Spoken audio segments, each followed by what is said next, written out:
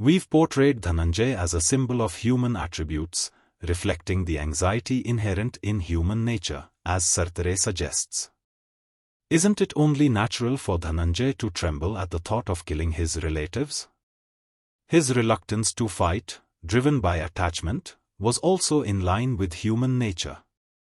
Like Shakespeare's Hamlet, Arjuna's dilemma was the classic, to kill or not to kill. Tilak observed a parallel between Arjuna's sorrow in the Gita Rahasya and Hamlet's state of mind. Is this comparison justified? Sartre's observation applies perfectly to Arjuna. Arjuna's crisis was existential. The existentialist thinkers of the West, Sartre, Camus, Unamuno, Jaspers, Heidegger, share a mindset akin to Arjuna's. Be mindful, for where Arjuna's state of mind exists, the birth of Krishna is possible. The West is engulfed in an existential crisis, with anxiety as the prevailing truth. People grapple with the questions: what should we do? What should we avoid? Which values are worth pursuing? Everything seems uncertain. Remember, existentialist thought in the West emerged in the aftermath of 2 world wars. Sartre, Camus, and Unamuno are products of the same turmoil that filled Arjuna's mind before the Mahabharata.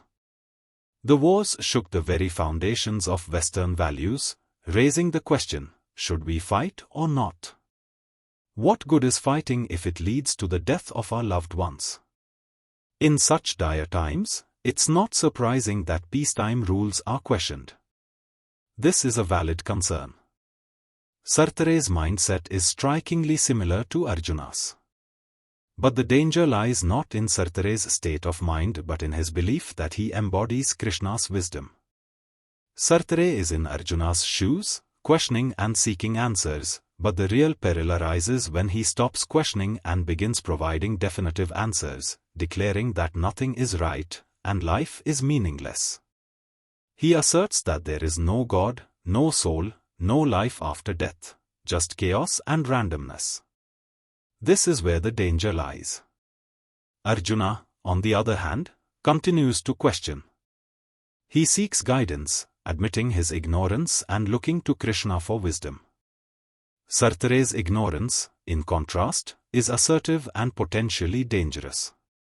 When ignorance becomes outspoken, it can be more perilous than anything else. Arjuna's humility in seeking answers demonstrates more courage than Sartre's assertiveness. In his deep despair, Arjuna continues to search for a way forward, while Sartre, despite his bold statements, lacks this courage. Sometimes, when someone emerges from a dark place whistling, it may seem brave, but it's often just a cover for fear. The chaos revealed to the West by the world wars has left a deep void, with time itself becoming synonymous with death. In Sartre's generation, the West was filled with this emptiness. They had no answers, only questions, which they mistook for solutions.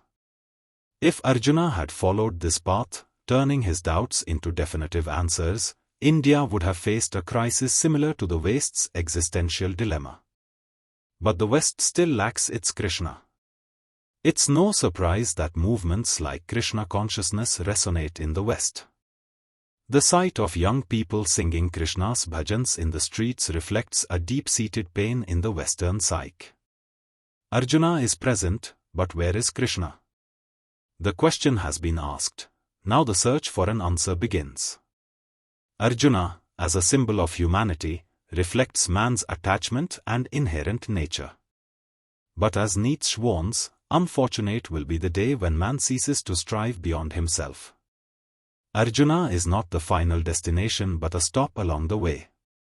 Humanity's nature, including its anxieties and sorrows, is not the end of the journey. If we view man only through his natural tendencies, then these include not just virtues but also suffering, unrest, and even madness. From an animal's perspective, man might be seen as an evolution, but from a divine perspective, he could be viewed as an affliction, a disease. The word disease itself, meaning disease, captures this unease. If animals could think about us, they might see humans as a deviation, a departure from the norm. They might even pity us for the troubles we've brought upon ourselves. But this deviation has opened up new possibilities, a grand journey. Naturally, those who stay at home don't face the same troubles as those who set out on a journey. The path is full of challenges, dust, potholes, mistakes, and detours. It's an uncharted path, one that must be discovered and forged as we go. But it is those who walk, stumble, fall, and rise again who ultimately reach their destination. Arjuna represents the natural state of humanity, but he is also burdened by pain.